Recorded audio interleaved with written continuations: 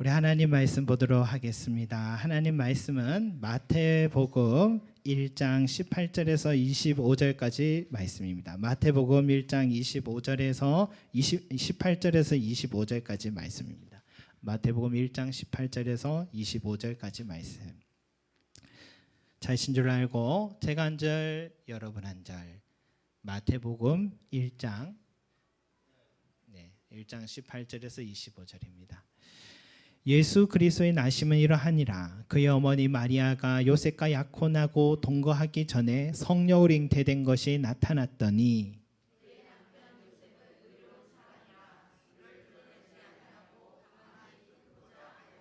이 일을 생각할 때에 주의 사자가 현몽하여 이르되 다윗의 자손 요셉아 내 아내 마리아 데려오기를 무서워하지 말라. 그에게 잉태된 자는 성령으로 된 것이라.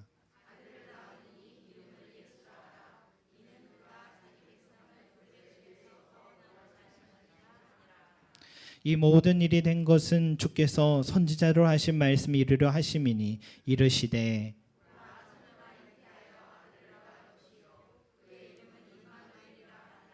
요셉이 잠에서 깨어 일어나 주의 사자의 분부대로 행하여 그의 아내를 데려왔으나 아들을 낳기까지 동침하지 아니하더니 다음에 이름을 예수라 하니라. 아멘. 여러분, 마태복음은 바로 족보로 시작하죠. 계보로 시작합니다. 그 계보의 시작은 아브라함이 있는데 이 아브라함은 하나님께 직접 너의 씨를 통하여서 메시아가 날 것이다 약속받은 사람입니다. 여러분, 계보가 아브라함으로 시작해서 또 예수님으로 끝난다라는 건 무엇을 말합니까? 예수님은 아브라함의 후손이라는 정통성과 또 약속된 메시아라는 것을 나타내기 위함이겠죠. 또 계보 속에는 4명의 여인들의 이름이 기록되어 있는데 지금도 그렇지만 당시에는 더욱 여자의 이름이 족보에 들어간다 상상할 수 없는 일입니다. 그런데 그 여자들이 하나같이 인생의 고난에 있던 사람이었고 이방 여인들이었다라는 사실입니다. 여러분, 예수님의 계보에 여성들의 이름이 들어간 것, 예수님께서 이 땅에 오신 목적이 바로 이렇게 고난당하고 소외된 자들을 구원하기 위함이다라는 걸 말해줍니다. 또 이 여인들이 이방인이었다라는 것은 마태복음 끝부분에 이런 말씀이 있잖아요. 너희는 가서 모든 민족을 제자로 삼아 세례를 베풀고 내가 분부한 모든 것을 지켜 가르쳐 지키게 하라. 주님의 최대 지상 명령이었잖아요. 바로 그 선교 명령과 관련이 있다라는 것이죠. 이것은 복음을 전함으로 고난 당한 자들을 살릴 수 있고 믿지 않는 이방인들을 구원할 수 있음을 말해주면서 동시에 바로 우리가 그 사명을 감당하라는 명령이기도 한 것입니다. 성도 여러분, 우리 주변에 복음을 전해 듣지 못하여서 고난 속에 있어도 누구의 도움도 얻지 못하고 힘든 상황에도 기도할 곳도 없어서 어떻게 헤쳐나가야 할지 모르는 영혼들이 많이 있잖아요. 그들은 지금도 자신이 어둠 속에 있다는 것도 모른 채 다가가면 고슴도치처럼 가시를 내리며 복음을 거부하고 있습니다.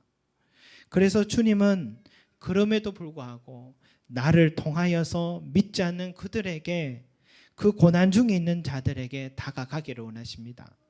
주님께서 다가갈 수 있도록 나에게 징검다리 역할을 좀 하라고 말씀하고 계신 것입니다.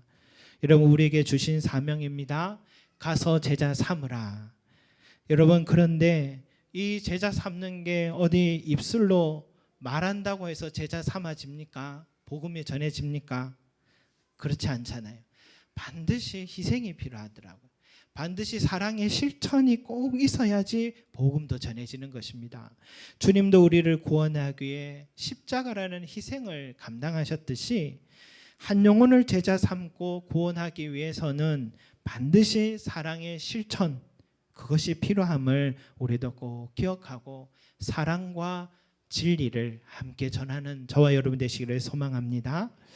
오늘 말씀은요, 이 예수님의 탄생이라는 이 복음이 정말 근심과 고난 속에 빠진 영혼을 어떻게 건져내셨는가를 나타내주는 본문이라 생각합니다. 바로 마리아와 요셉 이야기인데요. 이들은 참 평범한 사람들이었어요. 남들처럼 소소하게 사랑 나누고 정말 평범한 가정, 행복한 가정, 웃음 넘치는 가정 세우고 싶었던 사람들입니다. 그런데 하늘이 무너질 소식을 접해요. 약혼녀가, 이 마리아가 임신을 했다는 겁니다. 나사렛 동네에 소문이 쫙 났을 거예요. 결혼도 하지 않았는데 뭐가 그래 급했냐. 요즘은 아기도 혼수품이라더라 하면서 농담도 던지면서 동네 사람들이 그렇게 어차피 약혼한 사이고 동네에서 참 예쁨 받는 커플이었으니까 다 이해하는 분위기였어요. 그런데 이 두 사람에게는 동네 사람들이 이해만 해주면 될 일이 아니었어요. 이들은 혼전순결을 다짐한 사람들입니다. 그런데 마리아가 임신을 했다니까 마리아도 참 힘든 일이지만 그의 남편 요셉에게는 더욱 고통스러운 일이었던 것이죠. 마리아가 이렇게 말합니다. 천사가 나에게 나타나 하나님의 은혜를 입어 임신하게 되었다라고 말하는데 이게 요셉이 들어도 상식적으로 말이 안 되고 도저히 마리아가 외도를 했다는 것밖에는 이해가 되지 않는 상황입니다. 그런 마리아가 너무 믿고 분하고 정말 잠을 잘 수가 없었습니다. 그런데요, 이런 상황에서 오늘 말씀에 보니까 요셉의 행동도 상식적으로 이해가 되지 않아요. 19절에 한번 같이 읽어보겠습니다. 시작. 그의 남편 요셉은 의로운 사람이라 그를 드러내지 아니하고 가만히 끊고자 하여. 아멘. 여러분 이런 사랑하시기 바랍니다. 참 얼마나 사랑했으면 이럴 수 있을까요? 정말 가슴 넓은 남자인 것 같아요. 여러분 자신을 배신하고 다른 남자를 찾아간 마리아였는데 동네 사람들에게 내 아이가 아니다라고 말하는 순간에 마리아는 돌팔매형으로 죽을 게 뻔했습니다. 그래서 자신이 해줄 수 있는 남은 사랑은 가만히 끊는 것입니다. 이게 인간으로 할 수 있는 최상의 사랑이었죠. 먼저 공식적으로 결혼식을 올리려고 했을 겁니다. 올리고 아이가 태어나고 그저 서로가 맞지 않아서 이혼을 했다 하면 그러면 되는 거잖아요. 물론 조강지처와 자식을 버린 천하의 나쁜 놈이라는 욕을 들으면 되는 거잖아요. 요셉이 가만히 끊으려고 한 게 바로 이런 거라고 생각합니다. 요즘 세상 같으면 DNA 검사 결과지 들고 가서 아내에게 누구 자식이냐 추궁하고 자신을 배신한 아내 그 남자를 법원에 소송을 걸었을 텐데 피해자였던 이 요셉은요 모든 잘못을 고스란히 자신을 짊어지려고 선택한 것입니다. 그래서 성경은 그의 남편 요셉은 의로운 사람이라고 말한 것입니다. 그렇지만 여러분 요셉의 입장 한번 생각해 봅시다. 얼마나 아팠을까요? 그런 결정 내릴 때까지도 아니 내렸다 하더라도 후에도 그는 근심에 빠졌을 것입니다. 있는다고 있어질 일도 덮는다고 덮어질 일도 아닌 이 일 어떻게 살아갈까? 여러분 그 다음 단어 20절을 보면 알 수 있어요. 이 일을 생각할 때에 라고 시작하잖아요. 이 일을 생각할 때 이것은 요셉이 엄청난 혼란 속에서 잠을 뒤척이면서 괴로워하고 있는 뼈아픈 마음을 지금 표현하고 있는 것입니다. 왜 나에게 이런 일이 일어났을까? 앞으로 어떻게 살아야 될까? 나는 이제 누구를 믿으며 살 수 있을까? 동네 사람들 앞으로 나에게 뭐라고 할까? 처자식 버린 나쁜 놈으로 낙인 찍힌데 이제 발을 붙이고 여기 살 수나 있을까? 그리고 과부로 살아갈 저 마리아와 그 아이의 인생 어떻게 될까? 무엇이 우리 둘 사이를 이렇게 만들었을까? 우리가 무슨 죄를 지었길래 우리에게 이런 고난이 찾아온 것일까? 이 일을 생각할 때에 라는 단어는 바로 이런 요셉의 근심을 표현한 말인 것 같습니다. 다니엘 기도회를 보니까 참여해 보니까 목사님, 사모님, 선교사님들도 그렇게 큰 고난 중에서 분투하는 분들이 얼마나 많은가를 새삼 알게 됩니다.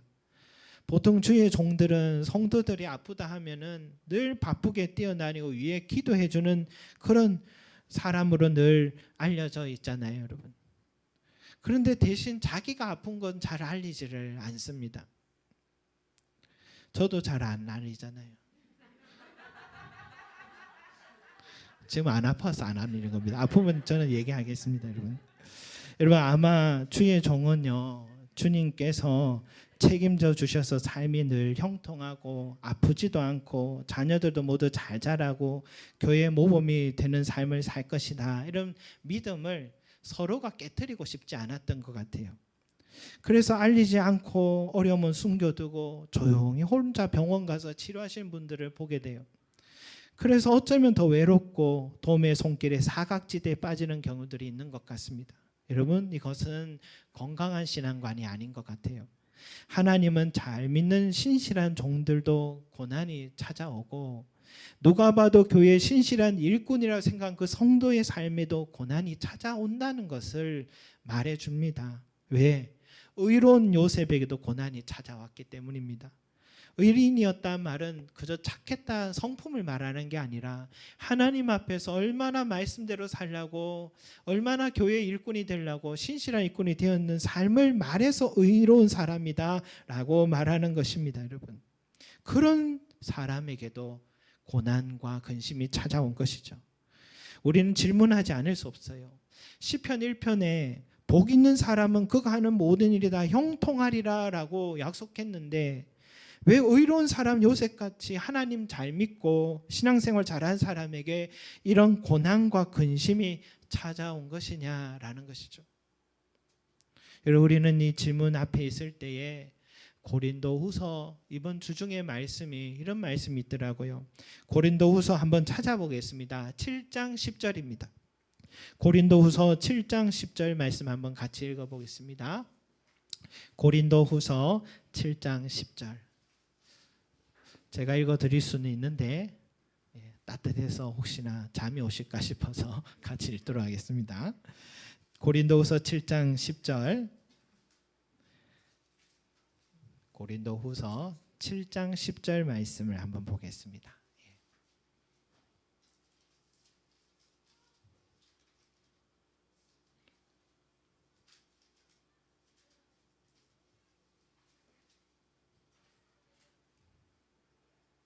고린도후서 7장 10절 말씀 같이 읽겠습니다. 시작.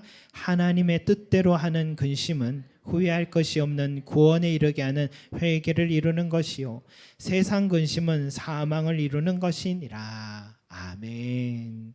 여러분, 성경에 보니까요, 이런 말씀인지 참 놀랐어요. 근심에는 두 가지가 있대요. 하나는 세상 근심이고 또 하나는 하나님 뜻대로 하는 근심, 두 가지가 있었습니다. 둘은 외형적으로 모양이 비슷해서 구분은 잘 가지 않습니다. 그런데 결과가 달라요. 세상 근심은 사망에 이르게 하고 하나님 뜻대로 하는 근심은 구원에 이르게 한다라는 것입니다. 여러분, 얼마나 많은 사람들이 근심과 번민에 빠져서요, 신경쇠약에 빠져서 의학의 힘으로도 해결이 안 되는, 결국 스스로 삶을 던지는 뉴스들을 우리가 자주 접하잖아요. 그게 세상 근심의 결과인 것입니다. 반면에 하나님 뜻대로 하는 근심은 어떤 것이냐, 누구에게 주는 것이냐, 하나님의 택한 자들에게 주시는 근심입니다. 그런 일들이 있잖아요. 전혀 하나님을 믿지 않고 탕자처럼 떠나 있던 사람이 그 평온했던 삶에 갑자기 고난의 바람이 불어와 인생의 공고한 날을 보낼 때 누군가를 통해 복음을 듣게 됐고 지푸라기로라도 잡고 싶은 심정에 교회 와서 예수님 붙들다가 그렇게 꽁꽁 짜매져 있던 그 근심의 매듭이 갑자기 순식간에 풀어지기 시작하고, 성경 공부를 하면서 내가 스스로 주님께 나왔는 줄 알았는데 그게 아니라 주님께서 나를 미리 먼저 택해 주셨고 구원하기 위해서 불러주신 은혜였구나, 이걸 알게 된 것입니다. 그 고난과 근심은 어떤 거예요? 그의 인생에 구원을 이루는 축복된 근심이었던 것입니다. 여러분 신자 우리 신앙생활 잘하는 우리에게도 하나님 뜻대로 하는 근심이 있습니다. 믿음 생활 잘하다가도 한 번씩 예습관에 쫓기도 하고 유혹에 넘어지고 말씀의 법에 벗어나는 행동할 때가 있잖아요. 그럴 때마다 우리 목자 되신 주님은 내 양이 한눈 판다 싶으면 옆으로 곁길로 간다 싶으면 지팡이로 통통톡 치십니다. 주님은 톡톡 치셨지만 맞는 양은 좀 아파요. 아프니까 주님 품 안으로 돌아오겠지요. 그래서 우리가 곁길로 걸으면 하나님은 우리에게 구원을 온전히 이루어라고 근심을 주시는 것입니다. 여러분 이것이 하나님의 뜻대로 하는 근심입니다. 이것은 하나님의 자녀에게 주는 근심인데 우리를 넘어뜨리기 위함이 아니라 사랑하시기 때문에 주시는 근심이요, 성장시키게 하시는 근심이요, 결국 우리가 구원을 완성할 수 있게 하시는 은혜로운 근심이었던 것입니다. 여러분 요셉이 경험한 근심도 바로 하나님의 뜻대로 하는 근심, 즉 구원을 이루어가는 근심입니다. 증거가 뭡니까? 결과를 보면 알 수 있잖아요. 먼저 그의 삶이 구원을 받아서요. 남의 남자와 잠을 잤다는 그 배신감에 잠을 이루지 못하고 신경쇠약에 빠져 살았을 삶인데 천사의 말을 듣고는 의심과 배신이라는 정신적 고통에서 구원받았습니다. 얼마나 자유하게 됐어요. 그리고 아름다운 가정을 이루려다 파경에 이를 뻔했는데 오히려 하나님 안에서 이 부부가 더 사랑하고 신뢰하는 가정으로 회복할 수 있도록 구원받았던 것입니다.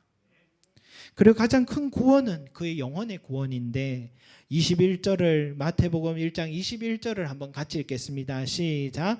아들을 낳으리니 이름을 예수라 하라. 이는 그가 자기 백성을 그들의 죄에서 구원할 자이심이라 하니라. 아멘.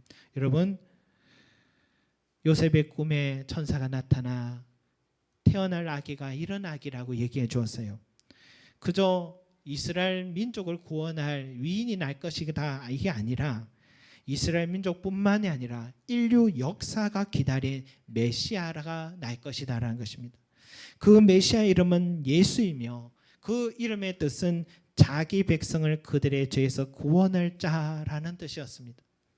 여러분 요셉과 마리아 두 사람이요 인류의 구원자를 맞이한 첫 번째 사람들입니다. 가장 먼저 예수 그리스도를 믿어 구원의 은혜를 얻은 첫 번째 축복된 사람들이 요셉과 마리아였습니다. 그러니 요셉의 삶에 찾아온 이번에 이 근심은 그의 영혼을 구원에 이르게 할 하나님의 뜻대로 하는 근심이었던 것입니다. 성도 여러분, 오늘 이 자리에 나오기까지 지난 한 주간 동안 얼마나 많은 근심 속에서 살아오셨습니까? 어떻게 목사님 아셨습니까? 모를 수 있겠지만 저도 근심 속에 살았기 때문에 압니다. 그리고 근심이 어디에서 왔는지 오늘 말씀을 통해 다시 깨닫게 되었습니다. 그러니 여러분 무서워하지 말고 두려워하지 마시기 바랍니다. 근심 속에 빠져있던 요셉의 삶에 구원자이신 예수님이 찾아오신 것처럼 저와 여러분들의 그 근심 속에 주님도 함께 계심을 믿으시기 바랍니다. 여러분 그 증거가 23절에 있습니다. 23절 같이 읽겠습니다. 시작. 보라 처녀가 잉태하여 아들을 낳을 것이요 그의 이름은 임마누엘이라 하리라 하셨으니 이를 번역한즉 하나님이 우리와 함께 계시다 함이라. 아멘. 예수의 또 다른 이름은 임마누엘입니다. 여러분 임마누엘의 뜻은 하나님이 우리와 함께 하신다 이런 뜻입니다. 여러분 요셉의 근심과 번민과 고난의 자리에 우리 아기 예수님이 찾아오셔서 그의 삶을 구원해 주시고 그의 영혼을 구원해 주신 것처럼 우리 예수님은 근심 속에 염려 속에 살아가고 있는 오늘 우리에게도 함께 하시며 우리의 삶을 건져주시고 우리의 영혼의 영원한 구원을 이루어가 주실 줄로 믿습니다. 아멘. 여러분 한 가지 더 말씀드린다면 오늘 이 요셉이 이 일을 생각할 때에 라는 이 말이요 무조건 근심 속에서만 그저 빠져서 괴로워했다는 것만은 말하지 않는 것 같아요. 이 일을 생각한다라는 것은 이 일을 통하여서 하나님의 뜻이 무엇일까? 하나님이 무엇 때문에 나에게 이런 일을 또 허락하셨을까? 이걸 생각했다, 이걸 묵상했다는 뜻도 됩니다.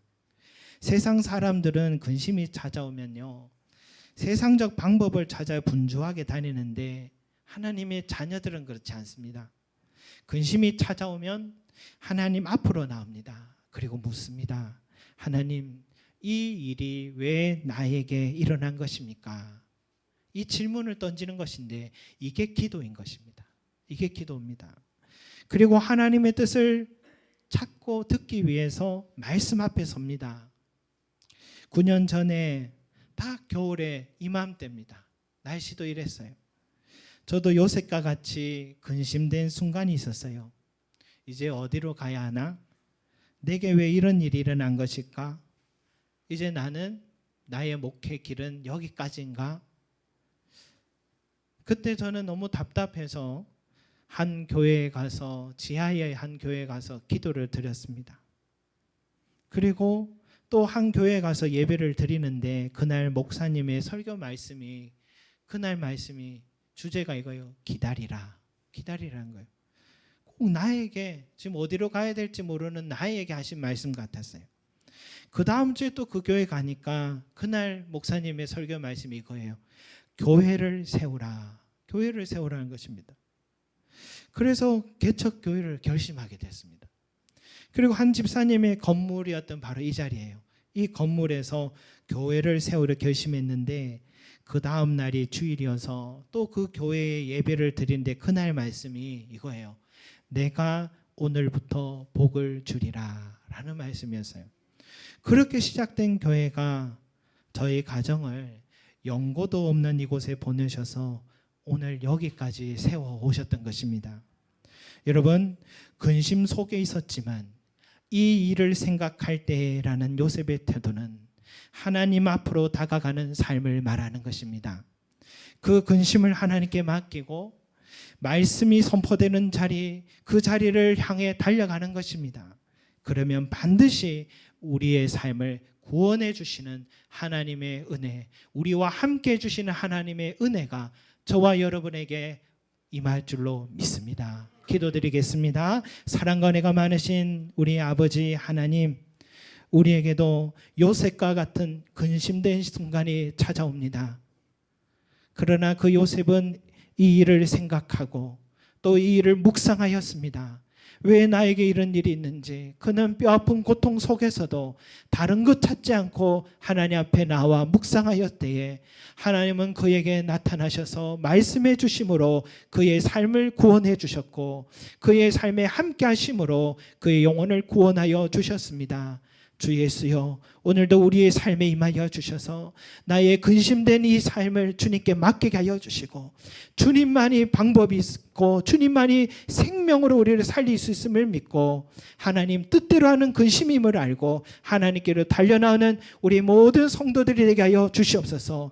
요셉아, 무서워하지 말라 하셨던 이 음성이 오늘 우리에게 주신 음성임을 믿고 담대한 믿음으로 달려가게 하여 주시옵소서. 감사드리며 예수 그리스도 이름으로 기도드립니다. 아멘.